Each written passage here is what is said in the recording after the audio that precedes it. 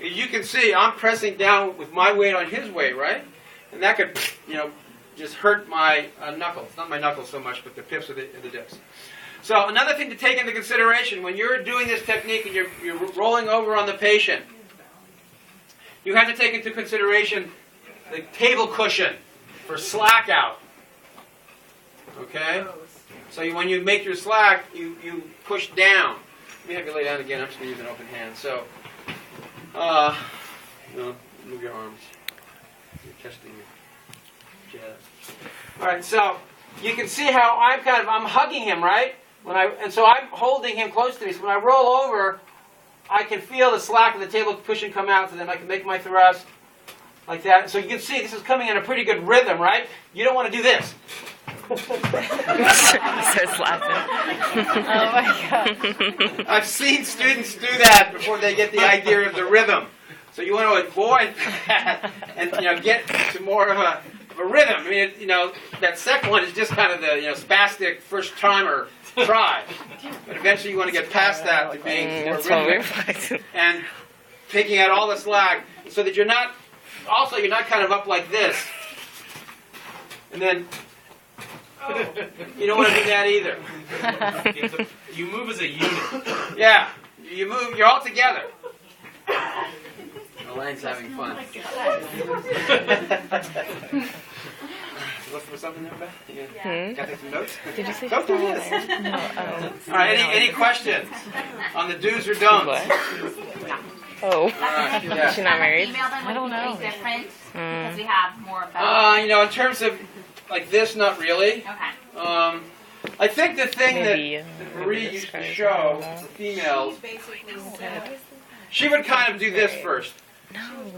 She would kind of push this down, put her body, use more of her lower kind of sternum, kind of get that set up, and then she would kind of go in here that she would already be set up that way so that she would have kind of an ability to set herself up to do that.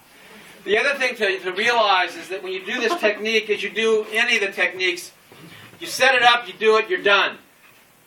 So it happens fairly professionally quickly. So there isn't, anything going on. But at the same time, I understand that, you need to make yourself feel comfortable about that. I've had, some practitioners, use a pillow or a folded up towel or something like that as a barrier, if that makes you feel more comfortable. Also, just as a comment for implants, I've never really seen in the literature necessarily that with prone or supine manipulation that for females that implants are problematic. For the patient or the provider? Yeah. Okay. Right. I suppose if you've got some person who just came back from Brazil and they've got double Z's or something, you have to be careful. But generally speaking, even if you have implants, if that's not really necessarily a problem, for you either. But what I've heard, I can't say I've read a lot, but it's more in the reference to the patient.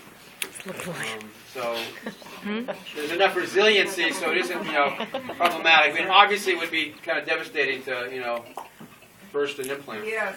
Particularly if it was, maybe saline wouldn't be as bad as silicone. But, Did I ever tell you that story about that chick? So that might be I won't do this technique if you have implants, implants, water. kind of a thing, and if that's your choice. But as I If said, 1,000 reasons what I've why seen or in the literature she and went from up other in an airplane practitioners, and they it's not flew up. considered problematic, but it She might died. be just something to be a little more I careful know. about. How did that even? She got really that would cheap be implants, and she supine didn't and know or that's from what was both. put in.